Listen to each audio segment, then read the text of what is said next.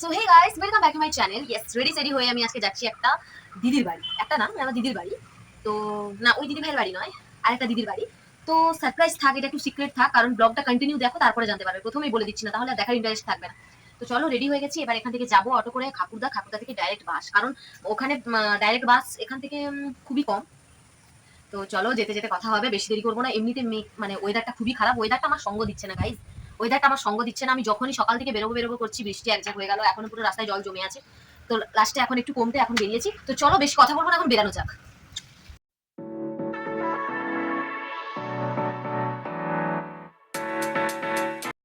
Guys, এখনো পর্যন্ত দাঁড়িয়ে আছি, বাসই আসছে না, কোনো গাড়ি আসছে না, টোটো আসছে না, ভালো লাগে না।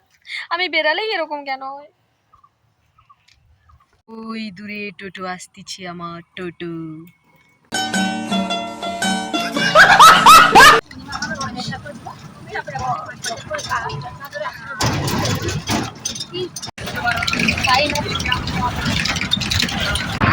আজ থেকে নেবে কেন?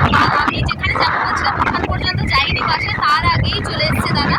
তো সেখানে তো তারপরে এখানে যাচ্ছি, কারণ বাসটা এত স্লো যাচ্ছিল, পুরো পৌঁছতে সন্ধে হয়ে যেত। তার জন্য বাড়ি থেকে এগিয়ে এসেছিলাম আমাকে নিতে। তো চলো, যাওয়া যাক।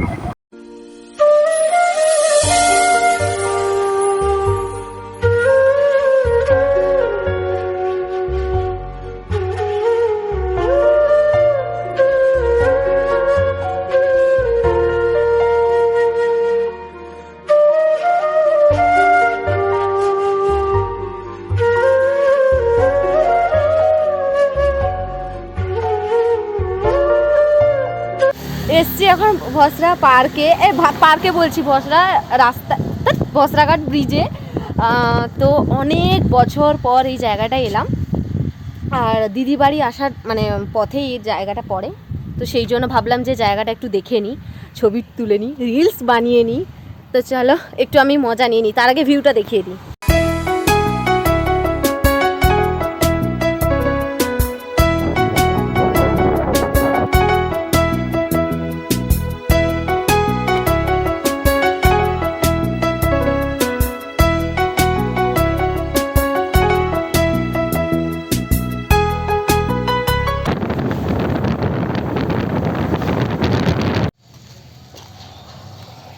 এখন এসছি, পৌঁছে গেছি রয়্যালে। এখন এখানে খাওয়া দাওয়া না করলে হয় না, তারপরে গিয়ে সোজা দিদির বাড়িতে ঢুকবো।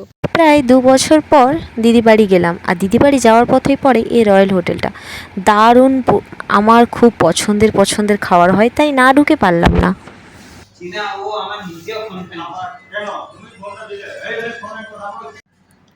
হাজারবার দেখে যাচ্ছি। একটা আমরা কি অর্ডার করলাম? চিকেন ললিপপ একটা, আর ভাবছি নুডলস। ফাইনালি চলে এসেছে আমাদের ললিপপ।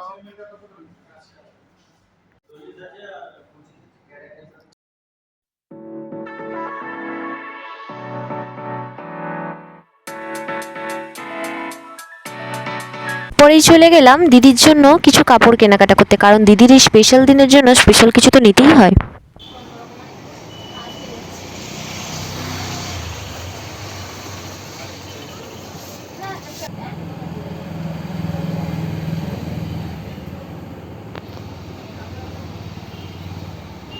মিষ্টি নিব, মিষ্টি নেওয়ার পর তখন যাবো।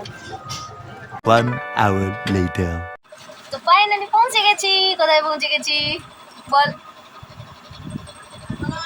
অনেকক্ষণ আগে, কিছুক্ষণ আগে পৌঁছে গেছি। আসার পরে চাটা খেয়ে তারপরে ব্লগটা শুরু করলাম। পর বেটুর সঙ্গে দেখা। কেমন আছিস বল? হ্যালো। আমার ব্লগে সেকেন্ড টাইম। আজ 2-3 বছর আগে একটা বার্থডে ব্লগ পোস্ট করেছিলাম, সেটাতে ছিল এই। আজকে আবার 2 বছর পর আবার দেখা, তাই তো? পড়াশোনা কেমন চলছে? হ্যালো। ব্লগটা কন্টিনিউ দেখতে থাকো, আর আমরা ততক্ষণ একটু রিলস করে নিই। A few moments later. মাসি হওয়া চারটিখানি ব্যাপার নয়, মাসি হলে এই সব সহ্য করতে হবে গাইস। কি করে যে জাস্ট আমি তাকে বাধা দিচ্ছি তাও শুনছে না, কি করছে যে আমাকে ভাই। এই জন্য বলি মাসিদের ডিমান্ডটা না জাস্ট অন্যরকম, মাসিদের অনেক কিছু সহ্য করতে হয়। কি ঠিক কিনা বলো? যারা ব্লগ দেখছো তারা যদি সত্যি এরকম মাসি তোমাদেরও যদি এরকম বেটুগুলো যদি এরকম হয়ে থাকে, তাহলে তোমরাও প্লিজ কমেন্ট করো ইয়ার। তোমরা বুঝতে মানে জাস্ট রিলেট করতে পারছো আমার সঙ্গে যে কি হচ্ছে এখন আমার সঙ্গে। আমি দেখি না বলছি যে আমার কোনো কথাই শুনছে না। কি করিস দেখে বান, আমাকে একটু শান্তিতে শুতেও দিচ্ছে না। দেখি দেখি দেখি চোখের সামনে প্লিজ আর দিস না প্লিজ। একটু এখন রাত বাজে কটা বাজে? 12টা। 12টা বাজে। রাত 12টার সময় এখনও আমরা জেগে আছি, আর এই বাচ্চা বেড়ালটারও চোখে ঘুম নেই। মানে কি বলবো ভাই, ঘুমগুলো কোথায় গেছে? আগেকার দিনে তো মনে হয় 8টা 9টার দিকে মানুষ ঘুমিয়ে যেত, আর এখন তো তার 12টা বাজে তাও ঘুম আসছে না। কি বলবো, লাইটও নেই, অন্ধকারে কে ভাই রাত 12টার সময় সবাই ঘুমোবে? আর যাই হোক, চলো ঘুমোতে হবে তো নাকি। চলো, কাল সকালে আবার একটা ব্লগ আসছে, মানে কালকে সকালে একটা মারাত্মক ইন্টারেস্টিং ব্লগ দিয়ে শুরু করব। আজকের মতো ঘুমিয়ে যাই।